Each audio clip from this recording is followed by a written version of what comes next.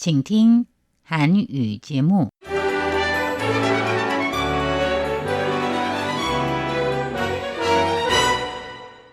안녕하십니까? 중화민국 국제방송 타이완의 소리 RTI 한국어 방송입니다. 목요일 방송은 간추린 뉴스, 포르마사 링크, 연예계 소식의 순으로 이어집니다. 4월 10일 목요일 간추린 뉴스 헤드라인입니다. 라이칭더 총통이 블룸버그에 타이완 미국 무역협력 강화 로드맵을 기고했습니다.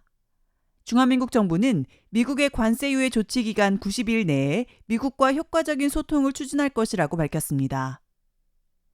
작년 2024년 반도체 제조 장비 매출이 사상 최고치를 기록했습니다. 타이완의 매출은 중국, 한국에 이어 3위를 기록했습니다. 중앙연구원은 미국의 관세 정책으로 인해 올해 타이완 경제 성장률 3% 달성은 이미 불가능할 것이라고 발표했습니다. 주 타이완 EU 대표가 RTI와의 인터뷰에서 타이완을 향한 유럽의 관심이 날로 증가하고 있다고 말했습니다. 라이칭더 총통은 어제 9일 미국 언론 블룸버그 뉴스에 기고해 트럼프 상호 관세 정책에 대한 4가지 대응책을 발표했습니다. 여기에는 타이완 미국 0% 관세 추진, 미국산 수입품 및 무기 구매 확대, 대미 투자 증대, 비관세 장벽 철폐 등이 포함됩니다. 라이 총통은 기고문에서 타이완과 미국이 공유하는 이익은 국제무역의 혼란을 극복할 뿐만 아니라 인도 태평양 지역의 미래를 수호할 것이라고 밝혔습니다. 트럼프 대통령은 어제 9일 중국을 제외한 70여 개국에 부과되는 상호 관세를 90일간 유예하고 10%의 기본 관세만 부과하겠다고 발표했습니다. 외교 관계자는 해당 기고문은 협상의 첫 번째 단계로 타이완의 성의를 보여준다고 평가했습니다. 그러면서 라이 총통이 제시한 조치 외에 특히 불법 중개 운송 및 중고 제품의 덤빈 문제에 대해 법규를 완비하고 단속을 강화해 90일 내에 실질적인 성과를 내야 후속 협상의 카드가 될 수 있으며 이중 입법본이 관건적 역할을 할 것이라고 분석했습니다. 미국의 상호관세 90일 유예 조치에 대해 중화민국 주요 정부기관은 90일의 시간을 활용해 미국과 협상을 진행할 수 있다고 밝혔습니다. 쩌룽타이 행정원장은 오늘 10일 행정원 회의에서 정부는 90일의 시간을 활용해 미국과 직접적이고 효과적인 소통을 추진할 것이라며 기존에 제시한 20가지 산업 지원 전략은 변함없이 유지된다고 밝혔고 쿼즈 호이 경제부 장관도 양국의 관계는 매우 우호적이며 양국의 기술은 상호 보완적이므로 협상의 여지가 많아 비교적 단순한 상황이라고 평가했습니다. 한편 린자롱 외교부 장관은 이미 양자 협상 준비를 마쳤고 소통 창구도 마련된 상태라며 이번 조치를 단순히 트럼프의 관세 조치에 대한 수동적 대응으로 보지 않으며 미국의 거대한 시장과 훌륭한 기술, 자본, 인재를 적극 활용해 타이완과 미국 연합팀이라는 공동 함대를 구성하는 계기가 되길 희망한다고 말했습니다. 그러면서 타이완은 단지 관세에 대응하는 수준을 넘어 타이완 미국 간 경제무역 협력을 한층 더 끌어올리려는 목표를 갖고 있다고 강조했습니다.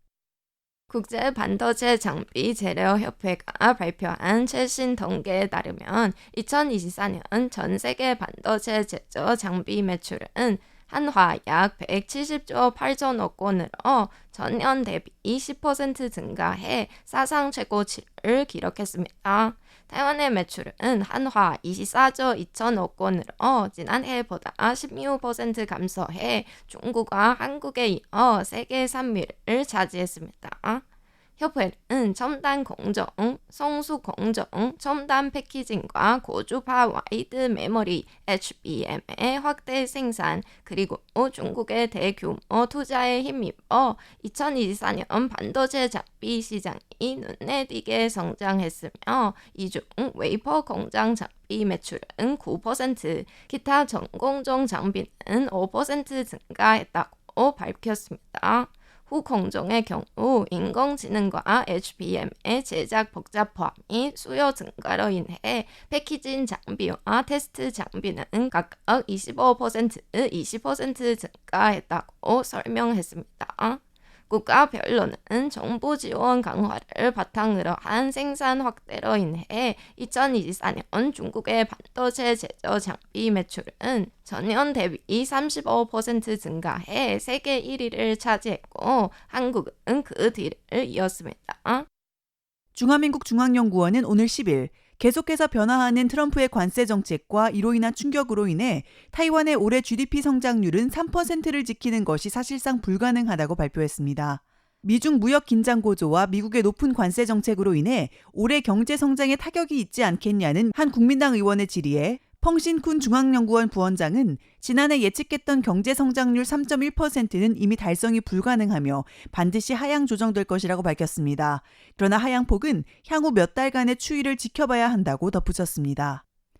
주 타이완 유럽연합 EU 대표인 루츠 귤너 유럽경제무역판사처장이 최근 RTI와의 인터뷰에서 정보 조작이 민주사회에 대한 심각하고 진화하고 있는 위협이라고 경고하며 이에 대한 경계심을 강화해야 한다고 촉구했고 동시에 타이완에 대한 유럽의 관심이 점점 높아지고 있다고 강조했습니다. 귤너 대표는 최근 EU가 발표한 보고서에 적대 행위자들이 전략적 개입을 통해 어떻게 여론을 왜곡하는지 조명하고 있다고 설명했습니다.